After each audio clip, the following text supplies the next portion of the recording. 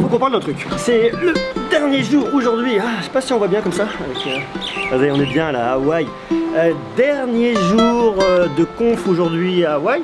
C'était plutôt cool. Il y avait des choses vraiment hyper intéressantes. Mais malgré tout, je reste un petit peu dubitatif. Alors, faut que je vous explique de quoi je vais vous parler aujourd'hui.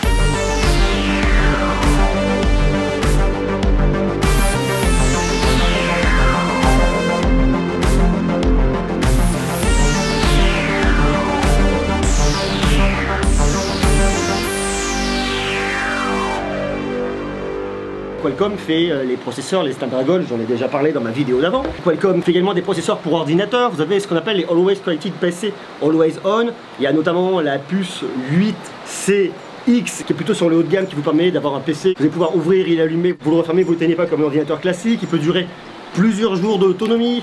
Vous allez pouvoir le connecter à la 5G, enfin un truc qui est vraiment cool. Je présente aujourd'hui une puce milieu de gamme, une puce d'entrée de gamme pour élargir tout ça. Donc ça c'est intéressant, on en a déjà reparlé, on en reparlera plus tard. Mais aujourd'hui je vous parle d'un truc, je vous parle de ce qu'ils appellent l'XR.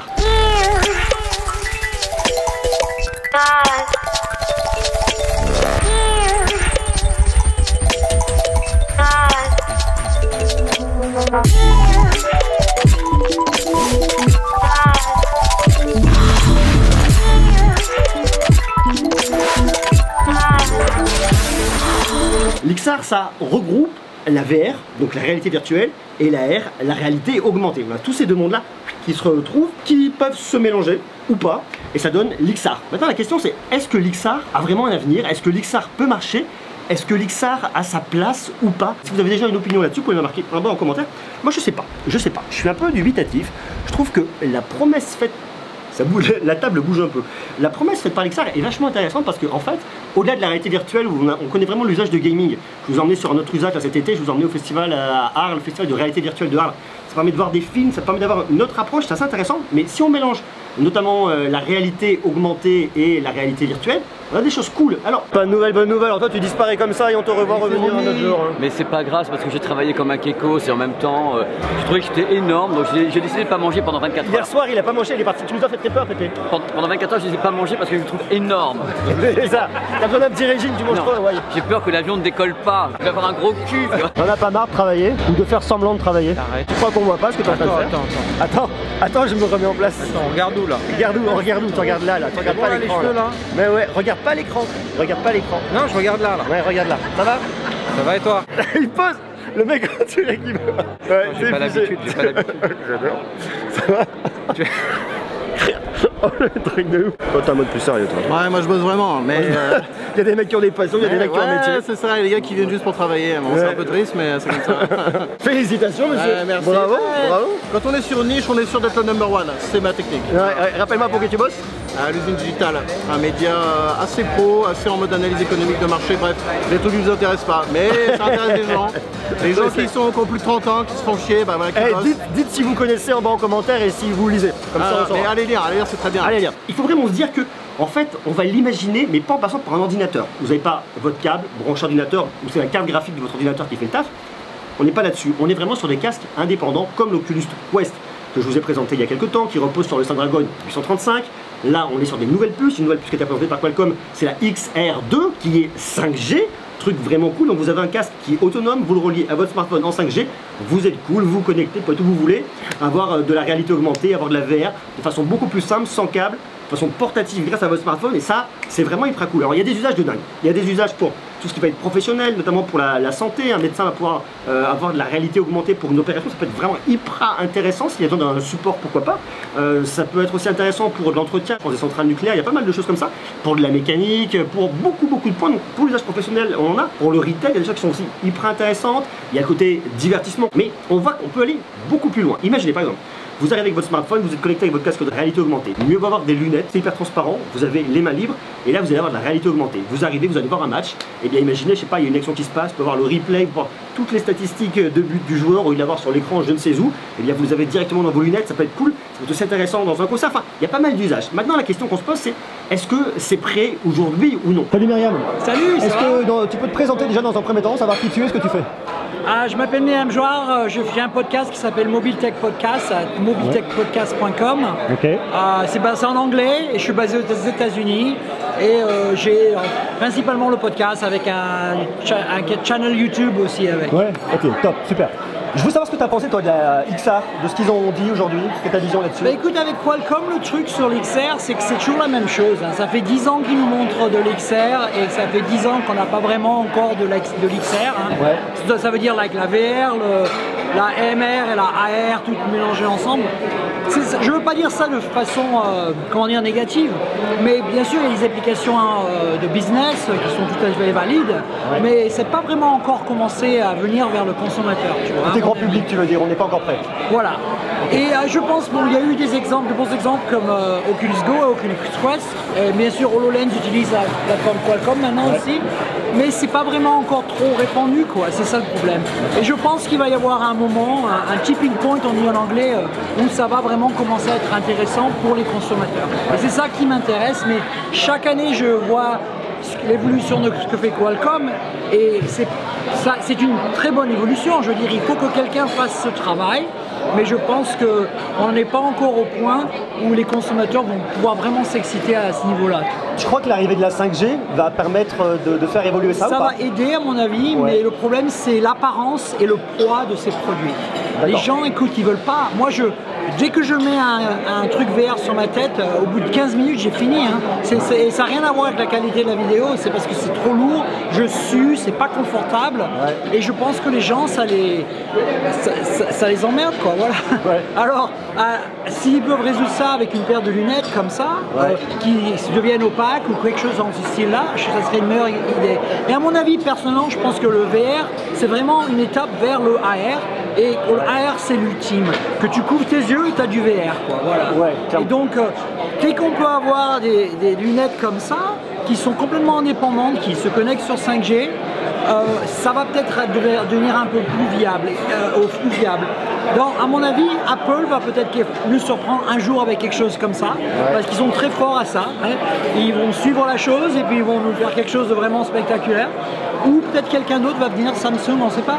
Mais à mon avis, avant que ça arrive, c'est très pie in the sky, on dit en anglais. Donc l'avenir, le futur, bravo.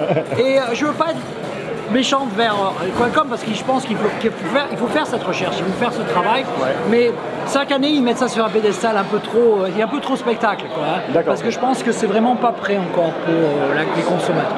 Je me pose beaucoup de questions là-dessus parce que je trouve que sur le principe, c'est hyper intéressant. La promesse est vraiment géniale. Le fait qu'on ait une avancée technologique de la part de Qualcomm avec cette nouvelle puce, ça montre qu'il se passe des choses. Ça montre qu'il y a une avancée, ça montre qu'on peut faire plein de choses. On va pouvoir avoir une qualité qui va être vraiment augmentée, une autonomie qui va être augmentée. Et surtout, c'est le truc qu'on reproche vraiment notamment à la réalité virtuelle, c'est l'effet grille. Là, pour le coup, on va vraiment monter significativement en qualité. Hi, Jenna. Hello. Hello. Hi. How are you? I'm good. How are you? Yeah, I'm very fine. Very fine. Good. Yeah. I have a question. Yes. What do you think about XR, VR, ER, and 5G? I am honestly so excited. So I am a huge gamer and I love gaming. So for the future of XR and VR and everything, I am really excited, especially when 5G is finally a thing. I think it's going to be amazing. Do you think it's a really beginning of XR with 5G? I would say so. I mean, because it's like before then, nothing seemed fast enough. You know, you don't want to play in a virtual reality if it's laggy, if it's slow. So I really think that this could be a game changer. Yeah. Literally a game changer. And do you play with VR? A little bit. Sometimes I get kind of motion sick, so like I have to, you know, not play too much. Okay. But I really do enjoy it. I just get motion sick. So can we figure out how to cure that first? But I am excited. It's going to be awesome. Parce qu'en fait, avec cette puce, ce que vous allez avoir, c'est effectivement de la vidéo, vous allez avoir de l'audio, vous allez avoir de la connectivité, ça va reconnaître vos mouvements dans l'espace, ça va aussi pouvoir suivre vos yeux. Cette puce permet d'avoir encore plus de vitesse, d'avoir plus d'autonomie, surtout de pouvoir monter jusqu'en 8K à 60 images par seconde, ou alors en 4K 120 images par seconde. Ça évite cet effet de grille, ça permet d'avoir une meilleure qualité, beaucoup plus immersive. Moi, je sais pas si vous jouez, mais en tout cas, mon VR, moi, ce qui me dérangeait, et ce qui me dérange encore parfois, c'est cet effet un peu de grille, le fait de ne pas avoir un champ de vision hyper large. Là, avec cette typologie de puce, on va avoir plus de capacité de calcul. J'arrive vraiment pas à savoir si, au final, est-ce que le consommateur est prêt. Je sais que du côté professionnel, il y a plein d'usages, ça se développe. Mais du côté grand public, je sais pas. Bonjour, je suis Hubert Nguyen, je suis le cofondateur d'Uber Gizmo. C'est un site tech basé à San Francisco, en Californie. Toi, tu vis à San Francisco? Je vis à San Francisco. C'est beau. Alors dis-moi, on a eu la con ce matin, notamment sur la XR. Qu'est-ce que tu retiens, toi? Qu'est-ce qui te plaît le plus là-dedans? Moi, j'adore le concept que le nouveau headset XR, en fait, il puisse être utilisé pour l'AR et le VR.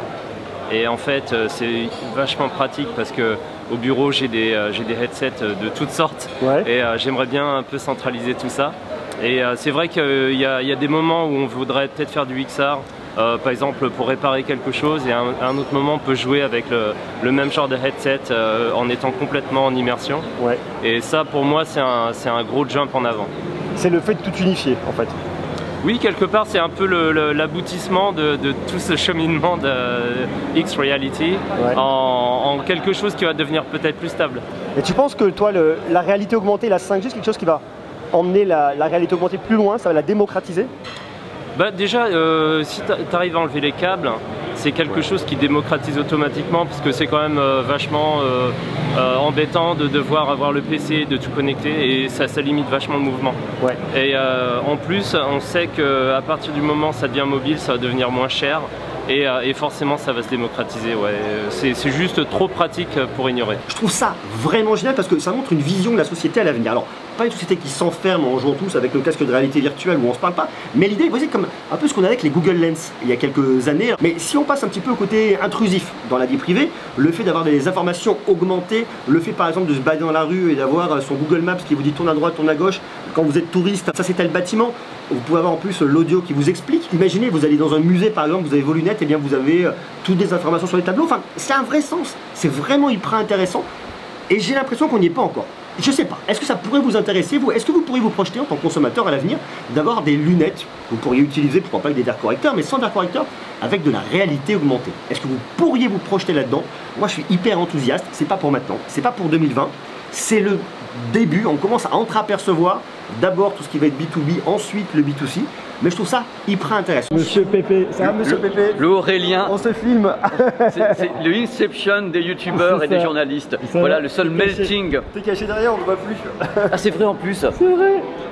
Ça va Pépé? Écoute, ça va, je suis très content, c'est la 3e journée. Ouais. Donc je crois qu'on a presque fini. Je te vois pas. Ah là t'es plus beau là comme ça. Là c'est la 3e journée, je crois qu'on a fait le tour du sujet. Et tu t'y connais toi sur la XR, VR, AR, ça t'intéresse ou pas? Alors franchement, je l'explore tout ça, mais c'est pas le truc sur lequel je mise à fond dans tout ce que je fais dans ma carrière professionnelle. J'ai eu beaucoup de gens qui m'en ont parlé un peu partout, mais j'ai du mal à concevoir un monde, comme ils ont dit tout à l'heure, où il y aurait des lunettes qui remplaceraient à la fois l'écran de ton smartphone, à la fois une salle de cinéma, à la fois ton téléviseur, à la fois un écran de PC. Pour moi, ça me paraît hallucinant, mais je peux me tromper, je peux taper mon vieux, j'en sais rien. Mais moi, j'estime qu'il y a quand même certains trucs qu'on aura toujours besoin, par exemple la salle de ciné, l'ambiance, j'imagine pas. Ah bah tiens, vous avez plus salle de ciné, c'est les lunettes de VR. J'ai du mal avec ça. Non mais tu vois, l'idée par exemple d'aller voir un concert ou aller voir un match ou ce que tu veux, avec la réalité augmentée. Ouais, ça peut être pas mal. Sur certaines phases, certaines actions, pas tout le temps, mais ça peut avoir un sens. Ça peut être sympa, moi je le vois plus sur le sport, où tu vois pas toujours les trucs inscrits quand tu es en train de regarder dans un stade. Avoir les stats des joueurs, tu vois, par exemple. Et avoir les trucs, qui était ce mec, tu peux l'avoir comme ça en réalité augmentée, ça j'y crois. Et Panasonic avait présenté un truc à Las Vegas là-dessus il y a 2 ans, qui m'avait beaucoup plu sur en effet une réalité augmentée dans les stades et tous les trucs sportifs, athlétisme, Jeux Olympiques et autres, ça j'y crois. Mais le concert lui-même où tu vois le mec en train de chanter ou un groupe, je pense que tu as plutôt envie de participer que d'avoir le retour ici. Ah bah ouais, je veux voir ce qu'il y a au premier rang, en te mettant en liaison avec quelqu'un qui est au premier rang, qui va t'envoyer le signal en 5G, montrer ce qu'il y a. Alors donc tu vois même plus le concert, tu vois le mec qui est au premier rang qui te renvoie le signal du smartphone. Là j'ai un peu de mal avec ça.